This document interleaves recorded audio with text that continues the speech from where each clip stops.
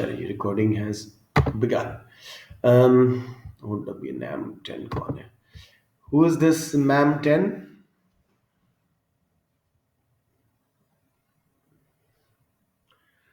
मेरे नाम बता दो अपना.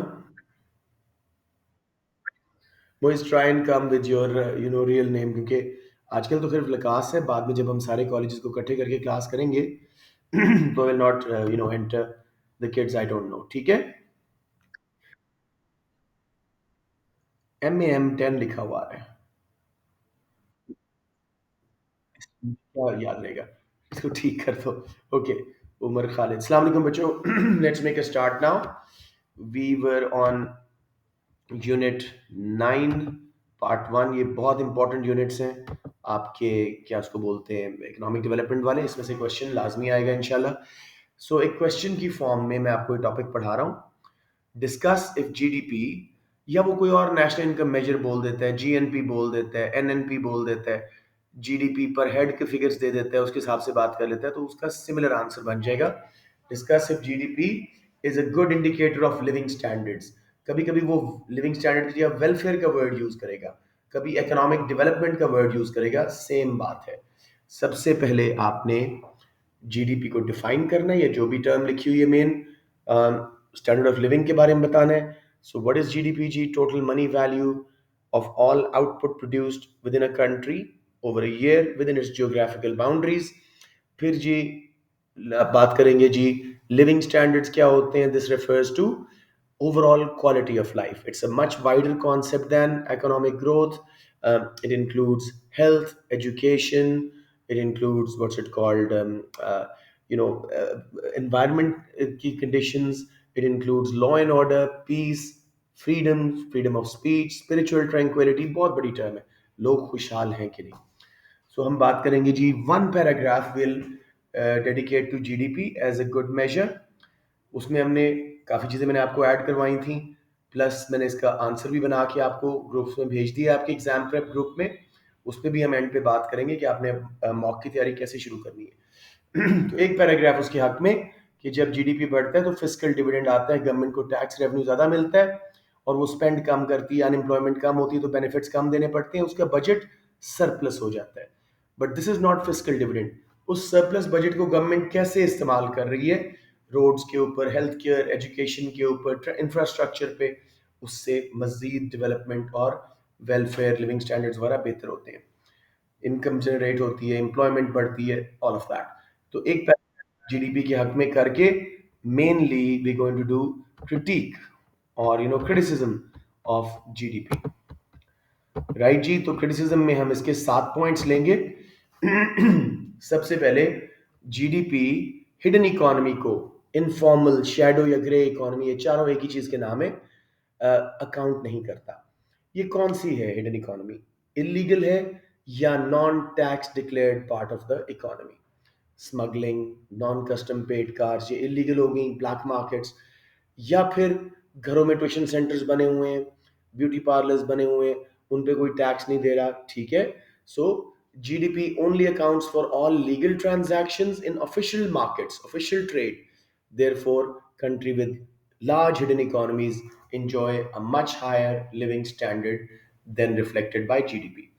अब जीडीपी क्या कर रहा है? वो आपकी सारी लीगल ट्रांजैक्शंस को लेके, लीगल आउटपुट और इनकम्स को देख के कहता है जी पर हेड जीडीपी इतने है.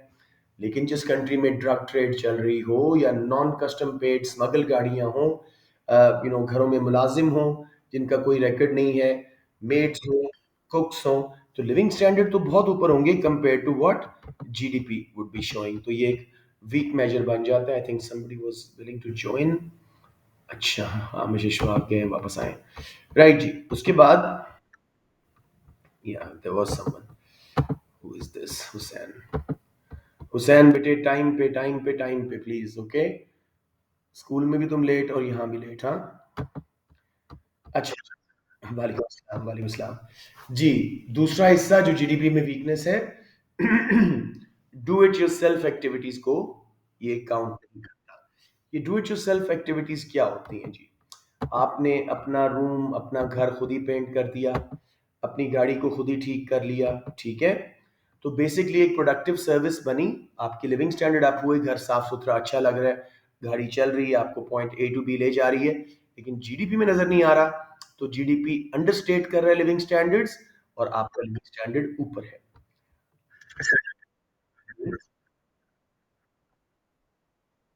वो डब्बा आ जाएगा पेंट का, लेकिन आपकी सर्विस नहीं आएगी। ठीक है ना? अगर आप कोई पार्टी हायर करते पेंट करने के लिए, तो वो भी बीच में आती।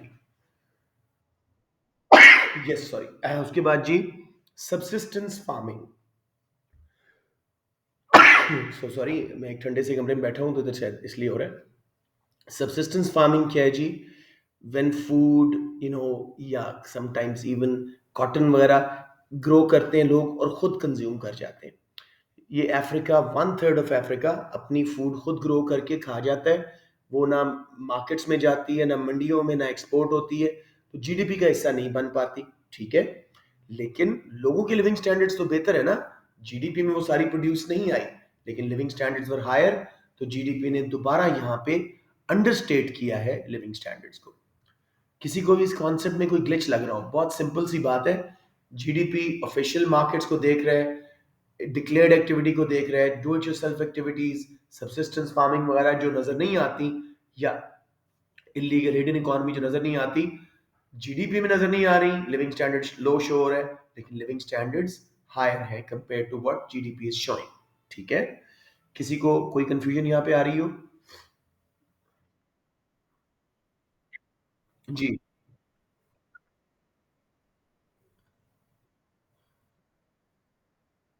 नहीं बेटे, देखो, आप अपने बागीचे में कीनों का दरख्त लगा दो, ठीक है, वो पाकिस्तान के जीडीपी में कभी नहीं आएगा, लेकिन आपके पास फ्रेश फ्रूट की अवेलेबिलिटी होगी, आपका लिविंग स्टैंडर्ड बेहतर होगा compare to GDP per head से।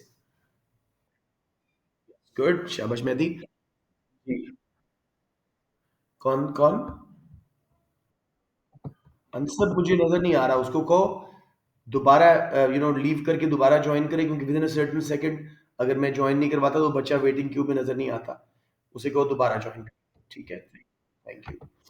जी, लास्ट वाला इसका, नॉन मार्केटेड एक्टिविटीज। ये प्रोडक्टिव एक्टिविटीज होती हैं, just such as women helping their family in farming etcetera, are not recorded in GDP, hence living standards are understated. आप अगर देहातों में जाके पाकिस्तान में देखो, औरतें अपने हस्बैंड्स की, अपनी फैमिली की बहुत मदद करती हैं। काश्तकारी के टाइम पे, कटाई के टाइम पे, फसल के पानी लगाने में दूर दूर से पानी भर के आती हैं बलूचिस्तान की औरतें। तो देर ऑल प्रोडक्टिव सर्विसेज, लेकिन कोई पेरोल नहीं है, कोई ऑफिशियल उसकी रिकग्निशन नहीं है, तो लिविंग स्टैंडर्ड बेहतर है, जीडीपी नीचे है।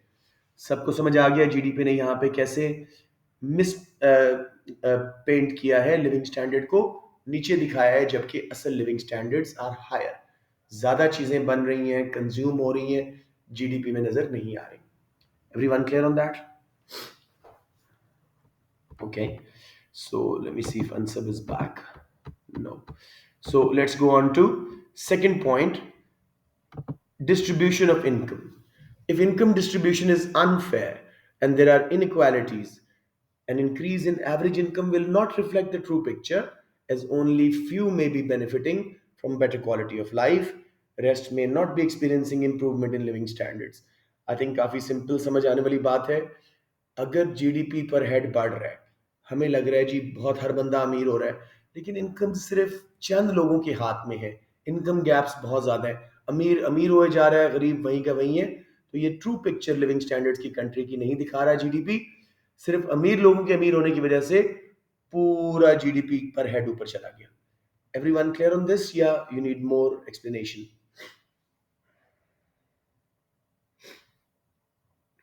Okay, good enough. Let's move on to the third point, quality of goods.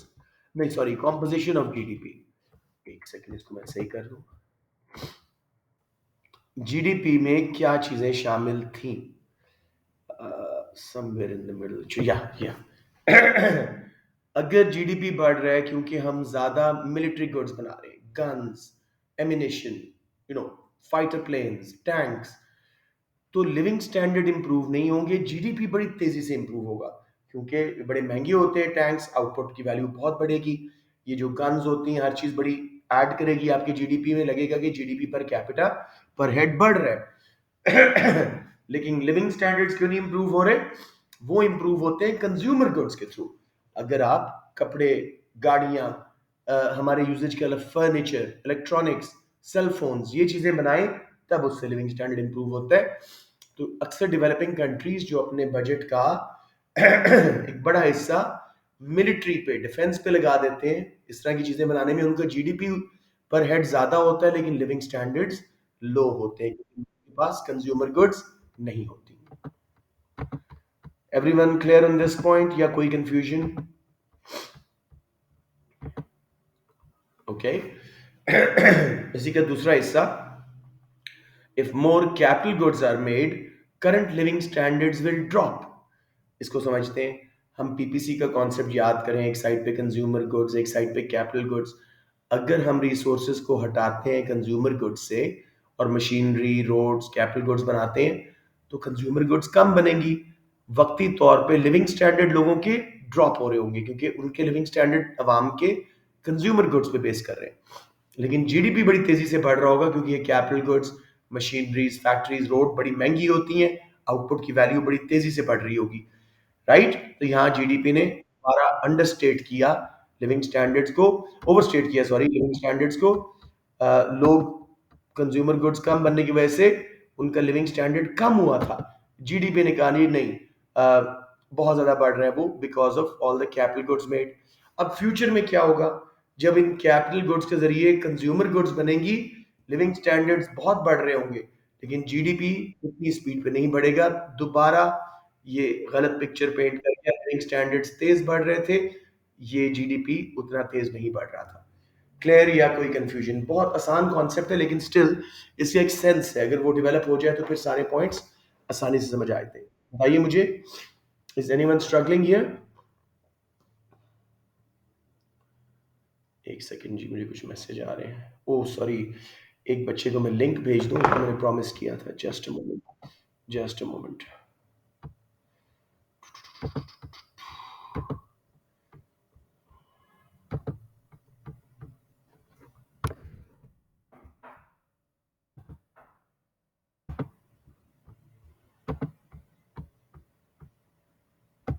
Jain, okay, Jain जरा टाइम पे बचे। जी, ये हमारे चार, चौथा पॉइंट पे हम पहुंच गए, क्वालिटी ऑफ गुड्स। आप खुद मुझे बताएं, जीडीपी बढ़ रहा है लेकिन क्वालिटी ऑफ आउटपुट नहीं इंप्रूव हो रही है, खराब हो रही है। जो टीवीज बन रहे हैं वो अच्छा कलर नहीं दे रहे, जो सेल फोन्स बन रहे हैं उनमें रिसेप्शन अच्छी नहीं है, जो गाड़ी है उनकी परफॉर्मेंस ड्राइव अच्छी नहीं है।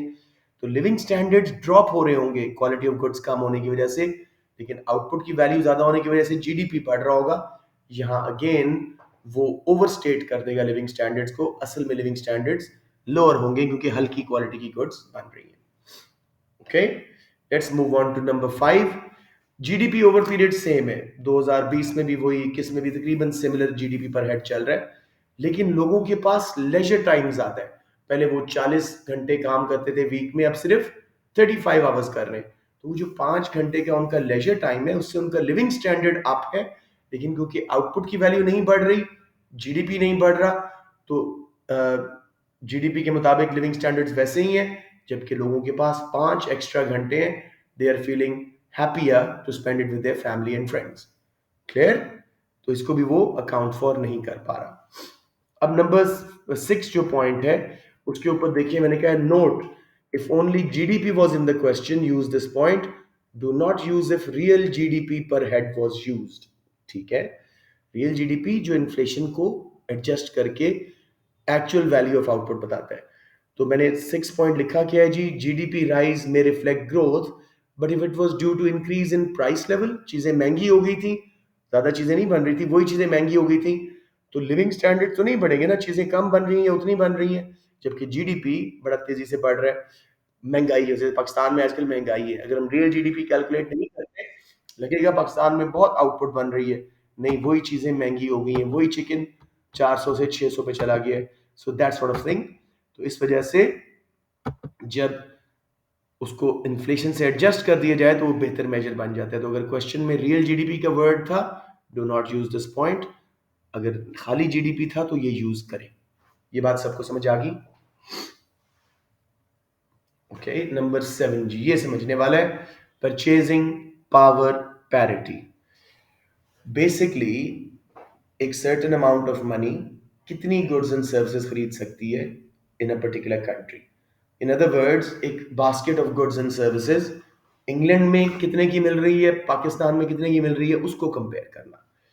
बेसिकली हमारे डेवलपिंग कंट्रीज में non tradeable goods and services जो एक्सपोर्ट इंपोर्ट नहीं होती, hair cuts, beautician services, doctors वगैरह, ये बड़ी आसानी से और बड़ी लो प्राइस पे अवेलेबल है। आज के दौर में भी 2023 में भी इतनी महंगाई के बावजूद 500 रुपीज में आपको बड़ा अच्छा डिसेंट हेयर कट मिल जाता है इन अ गुड सलोन। जबकि मैं बात कर रहा हूँ 2003 की, कनाडा में जब मैं था, $24 का हेयर कट था, सबसे सस्ता मैंने $9 का करवाया था। तो उस हिसाब से देखा जाए तो ये चीज़ें बहुत सस्ती हैं। तो हमारे मुल्कों में परचेजिंग पावर पैरिटी ज़्यादा है, हम ज़्यादा चीज़ें खरीद सकते हैं उसी मनी में। मसलन एक बंदा इंग्लैंड में रहता हो, 5,000 पाउंड उसकी मंथली इनकम है, तनख्वाह है, और दूसरा बंदा पाकिस्तान में रहता है, 5,000 पाउंड के बराबर 16.5 लाख रुपए मंथ के वो कमा रहे हैं। डेफिनेटली पाकिस्तानी आदमी का लिविंग स्टैंडर्ड बेहतर होगा, बिकॉज वो ठीक ठाक लग्जरी लिविंग होगी, उसका ड्राइवर होगा, मेड्स होंगी, अच्छा खासा 2 कनाल का बंगला होगा। Getting the point? तो वो ज्यादा खुशहाल होगा। ये बात समझ आ गई? Purchasing power parity. क्या चीज? कौन से? क्या कह रहे? जी जी। अच्छा अच्छा, आप बात कर रहे हो प्राइवेट हेल्थ केयर की बात नहीं कर रहे, आप पब्लिक हेल्थ केयर की बात कर रहे हो। ठीक है। पब्लिक हेल्थ केयर वहां बहुत सस्ती है, फ्री है।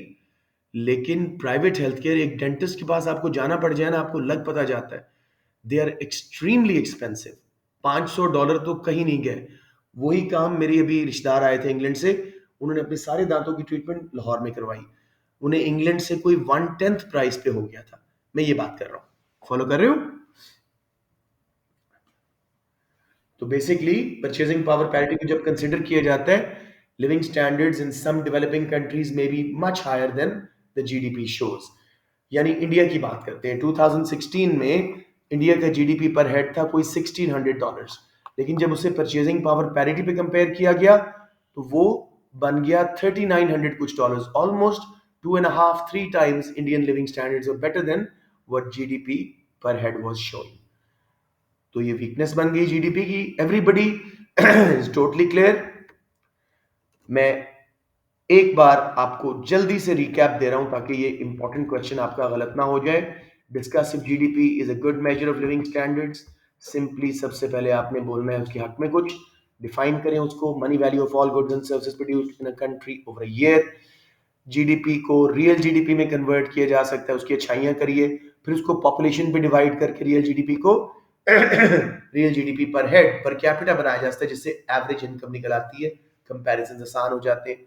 लिख सकते हैं जी, मोस्ट कॉमन मेजर है फिजिकल डिविडेंड आता है, गवर्नमेंट को टैक्स ज्यादा मिलता है जब जीडीपी बढ़ रहा होता है, और अनएम्प्लॉयमेंट कम होती है तो बेनिफिट कम, सरप्लस बजट, उसको वो एजुकेशन हेल्थ केयर कहीं कहीं लगा सकते हैं। फिर उसके खिलाफ बातें करनी है कि जीडीपी जो है हिडन इकोनॉमी को मिस कर जाता है, smuggled items, non custom paid cars, घरों में मेड्स, बेबी सिटर्स वगैरह जो डिक्लेयर्ड नहीं है, डू इट योरसेल्फ एक्टिविटीज, खुद घर को पेंट किया, उसकी वैल्यू जीडीपी में नहीं आएगी, सब्सिस्टेंस फार्मिंग, खुद उगा के खा लिया, उसकी वैल्यू जीडीपी में नहीं आएगी, नॉन मार्केट एक्टिविटीज जो गांव वगैरह में औरतें मदद करती हैं अपने हस्बैंड्स की, अपनी फैमिली की, उसकी प्रोडक्टिव सर्विस की वैल्यू नहीं आती। तो जीडीपी लिविंग स्टैंडर्ड्स को यहाँ पे अंडरस्टेट कर रहा है, असल living standards are much higher in Pakistan, we are enjoying a lot of hidden economy, तो मच बेटर लिविंग स्टैंडर्ड्स। फिर जी, जैसे अभी, चले मैं रिकॉर्डेड क्लास में क्यों बताऊं, let's move on. Income distribution अगर अनफेयर हो, रियल जीडीपी पर हेड बढ़ रहा है, लग रहा है कि हर बंदा अमीर हो रहा है, लेकिन पैसा चंद लोगों के हाथ में स्क्वीज्ड है, अनफेयर डिस्ट्रीब्यूशन ऑफ इनकम है, तब भी लिविंग स्टैंडर्ड सबके नहीं बढ़ रहे होंगे, ट्रू पिक्चर नहीं दे रहा है जीडीपी, चंद के हालात बेहतर हो रहे हैं। फिर क्वालिटी ऑफ गुड्स या कॉम्पोजिशन ऑफ जीडीपी, अगर ज्यादा मिलिट्री गुड्स बन रही है तो जीडीपी बढ़ रहा है लेकिन लिविंग स्टैंडर्ड्स नहीं बढ़ रहे, क्योंकि कंज्यूमर गुड्स कम बन रही है बल्कि गिर रहे हैं लिविंग स्टैंडर्ड्स। कैपिटल गुड्स बन रही हैं, कंज्यूमर गुड्स से हटाने पड़ेंगे रिसोर्सेज, लिविंग स्टैंडर्ड ड्रॉप हो जाएंगे। बाद में जब कैपिटल गुड्स कंज्यूमर गुड्स बनाएंगी तो लिविंग स्टैंडर्ड तेजी से बढ़ रहे होंगे, जीडीपी स्लो बढ़ रहा होगा। तो अगेन जीडीपी ने misconception the quality of goods. GDP बढ़ रहा है क्योंकि चीजें ज्यादा बन रही है लेकिन उनकी क्वालिटी गिर रही है, लिविंग स्टैंडर्ड्स गिर रहे हैं। आप पोल्यूशन को भी इसमें शामिल कर सकते हैं, जीडीपी बढ़ रहा है लेकिन हवा आलूदा हो रही है, स्मॉग आ रही है, लिविंग स्टैंडर्ड गिर रहे हैं, तो अगेन इसने गलत पिक्चर पेंट की। फिर जी, जीडीपी सेम है ओवर अ पीरियड लेकिन लेजर टाइम लोगों के पास फ्री टाइम ज्यादा है, लिविंग स्टैंडर्ड्स बढ़ रहे हैं लेकिन जीडीपी शो करने से कासिर है। उसकी वजह है कि GDP is a quantitative measure, ये ह्यूमन एलिमेंट्स को देख ही नहीं सकता। तो नंबर 6 तब यूज करें अगर उसने रियल जीडीपी का वर्ड नहीं यूज किया था कि महंगाई can make GDP look very high, लेकिन असल में आउटपुट ज्यादा नहीं बन रही थी, वो महंगी हो रही थी चीजें, तो उसको रियल जीडीपी पे कन्वर्ट करना चाहिए। लास्ट जी, परचेजिंग पावर पैरिटी। डिफरेंट मुल्कों में परचेजिंग पावर डिफरेंट होती है। ये यहाँ इन्फ्लेशन की बात नहीं हो रही, चीज़ें सस्ती होती हैं, बाज services, hair cuts, beautician services, medical services. तो पाकिस्तान, इंडिया, डेवलपिंग कंट्रीज में ये बहुत सस्ती हैं। तो हमारी परचेजिंग पावर पैरिटी जब कन्वर्ट किया जाता है जीडीपी को उस पर, तो हमारे लिविंग स्टैंडर्ड उतने बुरे नहीं होते जितना जीडीपी शो कर रहा होता है। मसलन अगर पाकिस्तान का जीडीपी अमेरिका से लेट्स से 20 टाइम्स कम है, राइट, इतना नहीं है, कोई 18 19 टाइम 17 टाइम कम है, चले अब डॉलर बड़ा हो गया तो let's say 20 times American GDP per head आता है, लेकिन जब हम परचेजिंग पावर पैरिटी को दिखाएंगे तो शायद 20 टाइम्स से कम हो, कोई 10 12 टाइम्स कम हो लिविंग स्टैंडर्ड, क्योंकि हम ज्यादा चीजें खरीद सकते हैं उसी जीडीपी के अंदर, उसी पैसे के अंदर। सबको यहां तक समझ आ गया बच्चों? अब हमने सारी क्रिटिसिज्म करने के बाद जीडीपी की हमने कहा considering the above we need to use other measures such as human development index, जो हमने सुबह पढ़ लिया था क्लास में, कल की क्लास में। What is human development index, मैं जल्दी से बताता हूँ। 1/3 हम वेटेज देते हैं लिटरेसी को, years of schooling for a 25-year-old person and his school attendance, ठीक है। फिर लाइफ एक्सपेक्टेंसी को, how many years a newborn baby can expect to live in a country, उससे हेल्थ केयर का पता लगता है। और 1/3 हम देते हैं जीएनपी को, purchasing power parity per capita पे बना के। तो बेसिकली वो बेहतर बिगर मेजर है, हेल्थ को भी देख रहा है, एजुकेशन को, ओवरऑल डेवलपमेंट देख रहा है, सिर्फ मॉनेटरी ग्रोथ नहीं देख रहा, सिर्फ पैसा नहीं देख रहा। लेकिन मसला क्या है, एचडीआई का, उसके फिगर्स आसानी से अवेलेबल नहीं है और साथ में मोस्ट कॉमनली यूज नहीं है। आज तक most commonly GDP per capita ही है। फिर उसके बाद आप यूज कर सकते हैं जी न्यू म्यू। न्यू म्यू क्या था? Net economic welfare, मेजरबल economic welfare. मैंने कहा था कि जब अगला क्वेश्चन कर लेंगे तब मैं आपको समझाऊंगा इसको, तो वापस चलते हैं। ये नेट इकोनॉमिक वेलफेयर क्या शो करता है जी, मैं जल्दी से दिखाता हूँ। यस, ये this measure adjust GDP to become a better measure of development. ये न्यूजीलैंड के एक इकोनॉमिस्ट थे, सैमुअल नॉर्डहाउस, वो कहते थे जीडीपी बुरा मेजर नहीं है, उसको ही ठीक कर दो। यानी जहां वो लिविंग स्टैंडर्ड्स को अंडरस्टेट कर रहा है वो चीजें ऐड कर दो उसकी मॉनेटरी वैल्यू बना के। हिडन इकोनॉमी, गैस लगाओ मुल्क में कितनी हिडन इकोनॉमी है, फिगर्स निकालो, उनको ऐड कर दो जीडीपी में, लिविंग स्टैंडर्ड और जीडीपी बराबर हो जाएंगे। एक्सटर्नल कॉस्ट, पोल्यूशन वगैरह, क्वालिटी ऑफ गुड्स, इनकी वैल्यू माइनस कर दो, जीडीपी अच्छा, लेजर टाइम ऐड कर दो, जीडीपी अच्छा मेजर बन जाएगा। समझ आ रही है न्यू म्यू की, या थोड़ा सा और एक्सप्लेन करूं क्योंकि आप पहली दफा पढ़ रहे हो? सही है, ओके। बेनिफिट्स क्या है जी? It's an attempt to improve the most common measure of living standards which is GDP. लेकिन प्रॉब्लम क्या है, इसके भी फिगर्स आसानी से अवेलेबल नहीं है। आप इंटरनेट पे ढूंढे न्यू म्यू बड़ा मुश्किल से मिलेगा, एचडीआई मिल जाएगा, ये नहीं मिलेगा। इसमें बहुत सारा गेस वर्क करना पड़ता है, कितनी हिडन इकोनॉमी है, कितनी ड्रग ट्रेड हो रही है, कितनी कस्टम पेड गाड़ियां नहीं है, और कितनी स्मगल्ड गाड़ियां मुल्क में। It's a huge guess work, तो नॉर्मेटिव और इनएक्यूरेट मेजर बन जाता है। अब आपके पास टाइम बचे तो मल्टी डायमेंशनल पॉवर्टी को भी थोड़ा सा बता दें, कम से कम उसका बेसिक जिक्र कर दें। वो मैंने अपने नोट्स में जो आंसर आपको भेजे अभी क्वेश्चन बना के, उसमें वो है, उसको देख लीजिएगा। एंड पे इवैल्यूएशन लिखा है, add MPI to the answer too. End पे इवैल्यूएशन क्या देनी है? It can be understood from above discussion that GDP is a good indicator of economic growth और monetary welfare, but other qualitative measures, qualitative means जो पैसे के अलावा भी और चीजों को देख रहे हैं, need to be used alongside GDP to include wider perspective, overall standards of living. Hence A combination of quantitative GDP and qualitative indicators gives us a better comparison of living standards. बच्चे यहाँ कोई मसला आ रहा हो? अब जरा question देखिए इसके, सेम क्वेश्चन 21 में, 20 में, 19 में, मैं निकालता जाऊं 18, 17, 16 में भी निकलेंगे। ये बार बार क्वेश्चन आता है। मैंने रेड में लिखा हुआ है रिपीट क्वेश्चन, जो मैंने सॉल्व करके भी आपको सुनाया। इसका एक और वेरिएशन देखो, discuss why alternatives to GDP are increasingly being used to measure the standards of living. Exactly वही बात, जीडीपी डिफाइन किया, थोड़ी सी उसकी तारीफ, फिर उसकी बुराइयां, इसलिए दूसरे मेजर्स यूज कर रहे हैं। एचडीआई, एजुकेशन और हेल्थ केयर को भी देख रहे हैं। न्यू म्यू जीडीपी को लिविंग स्टैंडर्ड साथ सही एडजस्ट कर रहा है, हिडन इकोनॉमी को बीच में ऐड कर रहा है, लेजर टाइम को ऐड कर रहा है, पोल्यूशन को निकाल रहा है, और इसी तरह एमपीआई वो पॉवर्टी को दिखा रहा है। तो दूसरे मेजर्स क्वालिटेटिव हैं, तो उनका कॉम्बिनेशन जब यूज करते हैं तो बेहतर लिविंग स्टैंडर्ड का इंडिकेटर आता है। समझ आ रही है? इतना सा चेंज करके आंसर हो गया। अब वो आपको कहता है क्वेश्चन में, इसमें नहीं लिखा हुआ लेकिन क्वेश्चन में कहता है discuss how living standards between countries can be compared and if GDP is a good measure. तो उसमें यही डेवलपिंग एंड डेवलप्ड कंट्रीज के जो बीच में लिखे हैं उनको जरा हाईलाइट कर दीजिएगा कि डेवलपिंग कंट्रीज में परचेजिंग पावर पैरिटी ज्यादा होती है, हिडन इकोनॉमी ज्यादा होती है, तो बज़ाहिर जो, और पोल्यूशन वगैरह भी हमारे मुल्कों में ज्यादा होती है, तो बज़ाहिर जो लिविंग स्टैंडर्ड कम लग रहे होते हैं हमारे मुल्क में, वो परचेजिंग पावर पैरिटी और हिडन इकोनॉमी की वजह से उतने बुरे नहीं होते। और बज़ाहिर जो जीडीपी कह रहा होता है लिविंग स्टैंडर्ड बहुत अच्छे हैं, वो उतने अच्छे नहीं होते। मिलिट्री गुड्स बन रही होती हैं, पोल्यूशन हो रही होती है, तो असल लिविंग स्टैंडर्ड लो होते हैं। समझ रहे हैं? थोड़ा सा एडजस्ट करके वो कहे discuss how GDP can be used to compare countries living standards over time, तो फिर आप क्या कहिएगा? It will look at the changes in hidden economy in countries over time. अगर किसी कंट्री में हिडन इकोनॉमी ज्यादा हो रही है तो जीडीपी बुरा मेजर है, कम हो रही है तो जीडीपी अच्छा मेजर है। कुछ समझ रहे हैं? इतना सारा ऑल्टरेशन करनी है और आपका आंसर बन जाएगा। I would strongly recommend Lacasse boys and even the Crescent 2 kids इसको होमवर्क के तौर पे कर लें। You might see it in your CIs, ठीक है? सो इसको अच्छी तरह तैयार कर लें। अब जी, economic development part 2।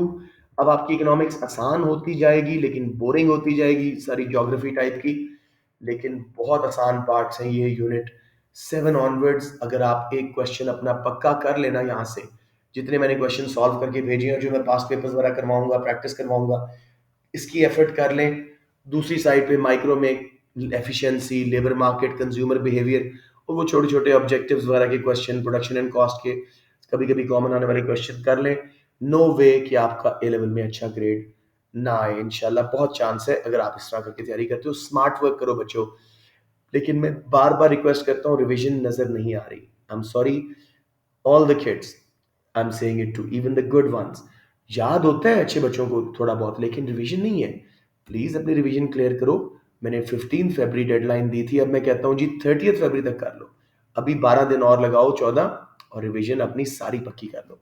So let's go to unit 9 economic development part 2, methods of classification of countries या characteristics of developed and developing countries.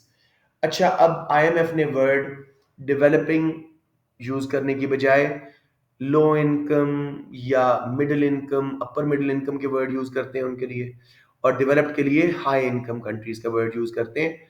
आपके एग्जाम में अभी भी डेवलपिंग और डेवलप्ड चल जाएगा। जस्ट इन केस क्वेश्चन में ये आए high and low income countries, यही समझिएगा डेवलप्ड एंड डेवलपिंग। सो सबसे पहले डेवलप कंट्री की डेफिनेशन, इसकी कोई यूनिवर्सल डेफिनेशन नहीं है। आप जितने सही बात करते जाओगे डेफिनेशन बढ़ती जाएगी।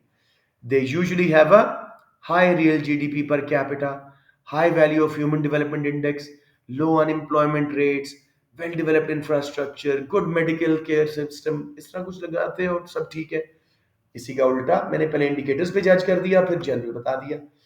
They have usually a low GDP, real GDP per capita, low value of HDI, unemployment rates high है, poorly developed infrastructure है, diseases ज़्यादा हैं, infant mortality ज़्यादा है। कुछ भी सही लिखोगे तो ये डेफिनेशन बन जाएगी। ठीक है? अब अगर एक क्वेश्चन आए, compare the characteristics of developing and developed countries या low income and high income countries, या how countries are classified into developed and developing, कोई से 5, ये जो मैं करवाने लगा हूं 6, इनमें से कोई 5 अच्छी तरह कर ले। लिस्टिंग नहीं करनी, 20 मार्क का क्वेश्चन है, हर पे समझे मुझे 2 से 3 मार्क्स मिलने, 3 से 4 मार्क्स मिलने, तो आपने 5 बहुत अच्छी तरह करने और फिर एंड पे एक समरी स्टेटमेंट देनी है। ये बहुत आसान सीधा साधा क्वेश्चन है।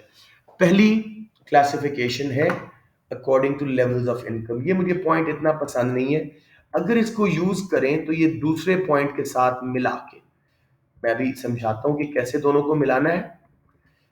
पहले जरा बात समझ लें। According to levels of income, जिन कंट्रीज का जीडीपी पर हेड 12,376 डॉलर, आप लोग सॉरी अंग्रेज बच्चे हैं तो 12,376 डॉलर एंड अबव, जिनका जीडीपी पर हेड है साल का, वो डेवलप्ड कंट्रीज कहलाते हैं, हाई इनकम कंट्रीज कहलाते हैं। जिनका 4,000 से लेके 12,375 के बीच में आ रहा है वो अपर मिडिल इनकम कंट्रीज कहलाते हैं। जिनका 1026 से ऊपर और 4000 से नीचे नीचे है वो लो लोअर मिडिल इनकम कहलाते हैं। और जिनका $1025 या उससे बिलो है वो लेस डेवलप्ड या बिल्कुल ही लो इनकम कंट्रीज बनते हैं। अब आपको ये फिगर्स तो करने पड़ेंगे याद, बहुत आसान है। अगर आप रेंजेस भी बोल दो तो ठीक है।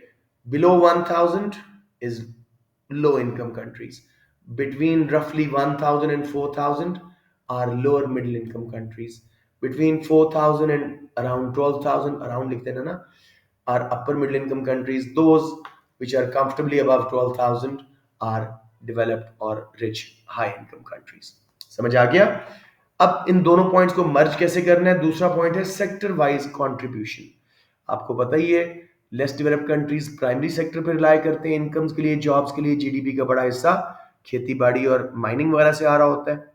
और जो जरा डेवलप हो जाते हैं हमारे जैसे, वो सेकेंडरी सेक्टर, मशीनरी वगैरह, ये जो मैन्युफैक्चरिंग है उस पर रिलाय करते हैं। और जो बहुत डेवलप हो जाते हैं वो टर्शरी सेक्टर पर रिलाय करते हैं अपनी इनकम्स और जीडीपी के लिए। तो लिंक कैसे करेंगे? Low income countries which are earning less than $1,000 normally are primary based countries. That's why their incomes are low, because majority of their GDP comes from farming, mining, etc., which are low paying professions. समझ आ गया? अब आपके answer में depth आ रही है, सिर्फ figures नहीं आ रहे। Lower middle income countries and upper middle income countries rely more on secondary and partly on tertiary sector. Since secondary sector earns more than primary and tertiary earns the most, their incomes are higher, whereas fully developed countries which earn more than $12,000 are reliant mostly on tertiary sector. They sell very high value services like tourism, transportation, communication, and earn a lot of revenue. बेटे दोनों points को मर्ज करना समझ आ गया आप लोगों को?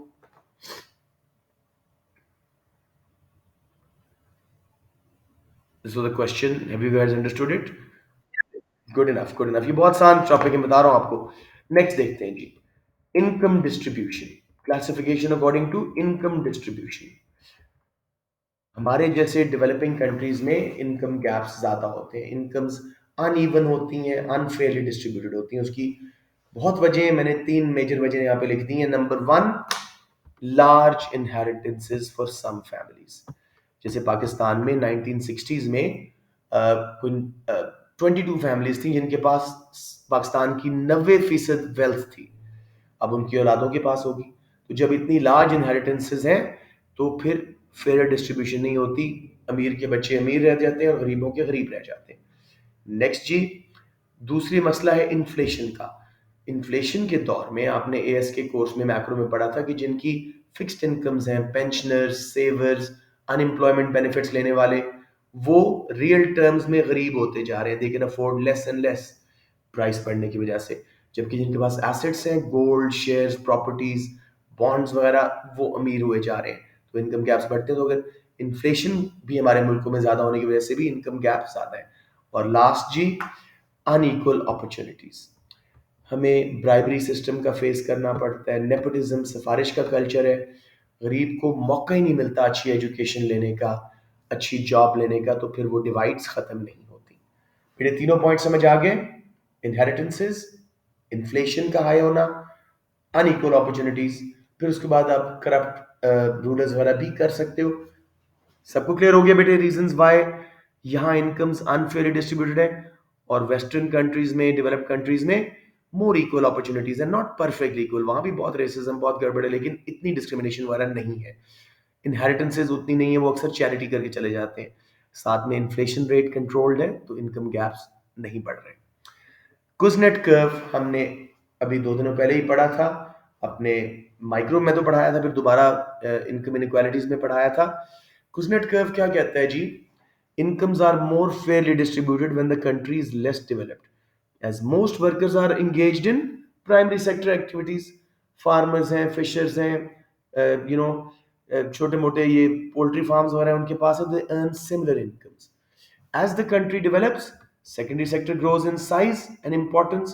कुछ वर्कर्स ट्रेनिंग लेके फैक्ट्री मैनेजर्स बन जाते हैं, बॉयलर ऑपरेटर बन जाते हैं, दे स्टार्ट अर्निंग मोर, और बाकी रह जाते हैं प्राइमरी में, तो इनकम गैप्स बढ़ जाते हैं। तो ये क्या कह रहे हैं?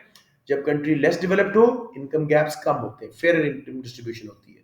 और जब वो थोड़ा डेवलप होता है, सेकेंडरी सेक्टर में चला जाता है, तो इनकम गैप्स डिवाइड्स बढ़ जाती है। लेकिन जब कंट्री फुली डेवलप हो जाता है, main source of national income tertiary sector बन जाता है। अब सब मच हायर अर्न कर रहे होते हैं, इनकम गैप्स कम होने शुरू हो जाते हैं। अब वाई एक्सिस पे देखो जीनी कोएफिशिएंट, जो हम लॉरेंस कर्व से मेजर करते थे, वो area A over area A plus B, अभी परसों ही किया था। जितना ये जीरो के पास होगा, उतनी फेयर डिस्ट्रीब्यूशन ऑफ इनकम, क्योंकि वो लाइन ऑफ परफेक्ट इक्वालिटी से लॉरेंस कर्व दूर नहीं होगा। और जितना 1 के पास, उतनी अनइक्वल डिस्ट्रीब्यूशन।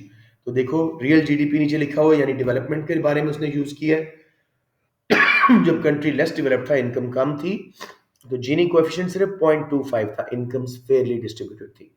जब जीडीपी बढ़ना शुरू हुआ, सेकेंडरी सेक्टर में कुछ वर्कर आ गए, कुछ प्राइमरी में रह गए, इनकम गैप्स बढ़ के 0.75 पे चले गए।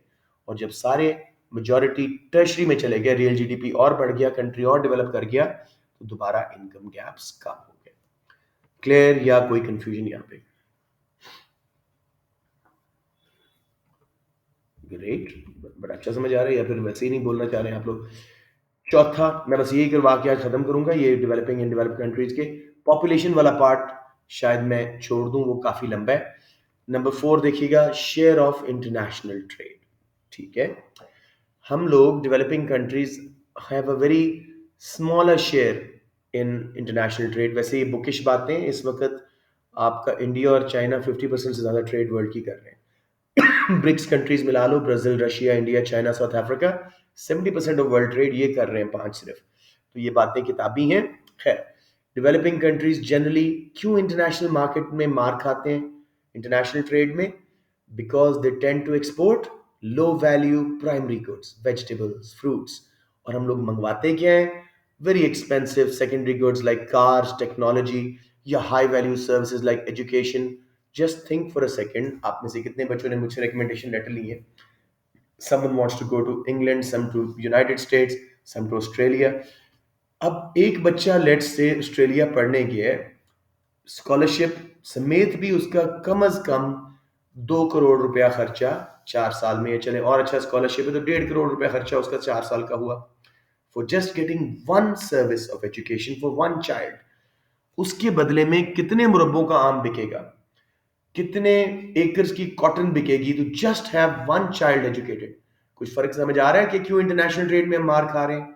हम बेच रहे हैं गाजरें, आलू, या अचार बना दिया, मुरब्बे बना दिए, मैक्सिमम कोई वैल्यू एडिशन खास नहीं है, और मंगवा रहे हैं इंतहाई वैल्यू एडेड गाड़ियां, cell phones, education, internet services, इसलिए हम मार खा रहे हैं।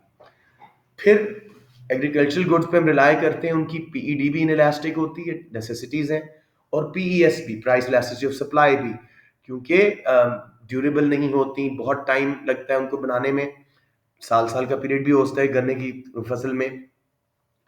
तो फार्मर्स जिस साल प्राइस गिरे, सप्लाई कम नहीं कर सकते, जिस साल प्राइस बढ़े, सप्लाई बढ़ा नहीं सकते, क्योंकि नेचुरल फैक्टर्स पे डिपेंड कर रहा होता है। कभी कभी अच्छी खासी वर्ल्ड में डिमांड चल रही होती थी किस चीज़ की, कोई खौफ आ गया जी मैड काउ डिजीज, तो हमारी कैटल्स वगैरह की डिमांड गिर गई, कोई फ्रूट से डिजीज निकल आई तो उससे डिमांड गिर गई।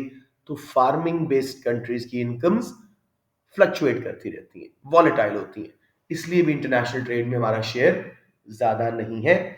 अब एक इकोनॉमिस्ट परवेश सिंगर ने एक हाइपोथेसिस दिया था, वो कहता है अब जो हालात हैं उससे भी ज्यादा खराब होने वाले हैं डेवलपिंग कंट्रीज के जो प्राइमरी गुड्स एक्सपोर्ट करते हैं, क्योंकि दुनिया में वो कह रहे हैं worldwide incomes are rising, और प्राइमरी गुड्स की डिमांड इनकम इन इलास्टिक भी है, नेसेसिटीज हैं, तो इनकम बढ़ भी जाए, इनकी डिमांड इतनी नहीं बढ़ेगी, तो उनकी प्राइस इतनी नहीं बढ़ने वाली। जबकि जो हम इंपोर्ट करते हैं लग्जरीज, उनकी डिमांड इनकम इलास्टिक है, गाड़ियां, टूरिज्म वगैरह। तो वर्ल्ड वाइड जब इनकम्स बढ़ेंगी तो price of primary goods will rise slower, secondary and tertiary item will rise faster. तो हमारी टर्म्स ऑफ ट्रेड भी हमारे खिलाफ जाएंगी। This is the view of Parvesh singer. किसी बच्चे को यहाँ प्रॉब्लम आया हो?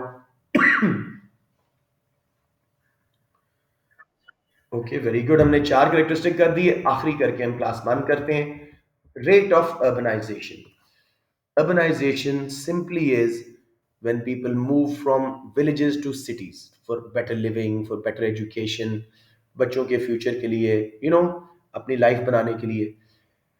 ये रेट ऑफ अर्बनाइजेशन, गांव से शहरों में मूव होने की जो स्पीड है, रेट है, वो हमारे मुल्कों में ज़्यादा है, डेवलपिंग कंट्रीज में। क्योंकि इनकम्स कम है तो लोग शहरों में आके जॉब्स ढूंढते हैं। हेल्थ केयर अच्छी नहीं है गांव में तो यहाँ आ जाते हैं इलाज के लिए। लेकिन उसके रिजल्ट में हमारे शहर गंदे होते जा रहे हैं, सैनिटेशन पे प्रेशर पड़ रहा है, स्लम्स डेवलप हो रहे हैं, हेल्थ केयर सिस्टम चोक हो रहे हैं, पोल्यूशन और कंजेस्शन सिटी सेंटर्स में। लाहौर को ही देख लो कितना मैला हो गया। ये हो गया जी rate of urbanisation. Rate of urbanisation जो डेवलप्ड कंट्रीज हैं वहां पे कम है, वो गांव में ही अपॉर्चुनिटीज प्रोवाइड कर रहे हैं, वो डिस्करेज कर रहे हैं गांव वालों का शहरों में आना। दे डोंट वांट कि हमारे शहरों की तरह उनके शहर भी स्लम्स बन जाएं, सैनिटेशन के इशू आ जाए। अलबत्ता लेवल ऑफ अर्बनाइजेशन यानी कितने लोग, नंबर ऑलरेडी शहर है, वो डेवलप्ड कंट्रीज में हायर है, ठीक है। लेकिन रेट ऑफ अर्बनाइजेशन हमारे शहरों में ज्यादा है, हमारे मुल्कों में ज्यादा है। ये बात समझ आइए, दोनों एक स्लाइट डिफरेंस है। स्पीड जिससे गांव से लोग शहर में आ रहे हैं हमारे मुल्कों में ज्यादा है, लेकिन शहरों में ऑलरेडी लोग जो सेटल हो चुके हैं, लेवल ऑफ अर्बनाइजेशन वो वेस्टर्न कंट्रीज, डेवलप्ड कंट्रीज में ज्यादा है। हमारे यहाँ लोग क्यों आ रहे हैं इतनी स्पीड से शहरों में? इनकम्स के लिए, जॉब्स के लिए, हेल्थ केयर के लिए, फ्यूचर के लिए। उसके रिजल्ट में गंद मच रहा है, sanitation, health care, pollution, congestion वगैरह। सिटी सेंटर्स बहुत ही क्राउडेड हो गए हैं, अंदरून लाहौर जाके देख लें। तो इसी डर से वेस्टर्न कंट्रीज, अमेरिका वगैरह, इंग्लैंड वगैरह अब कहते हैं कंट्री साइड्स को डेवलप करो, शहरों में वो बंदे काम आए ताकि शहर गंदे ना हो। यहाँ पे मैं आज की क्लास खत्म कर रहा हूँ। Any confusion, any question? All right जी, you guys can leave. I'll just post the recording in about 15 minutes लग जाते हैं, मैं बस पोस्ट करके आप लोग उसको एक्सेस भी कर सकते हैं। बेस्ट ऑफ लक बच्चों।